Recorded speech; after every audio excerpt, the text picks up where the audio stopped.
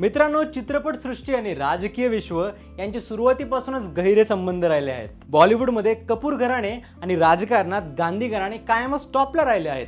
पण तुम्हाला माहिती आहे का की या दोन घराण्यांमध्ये नातेसंबंध निर्माण होता होता राहिले आहेत.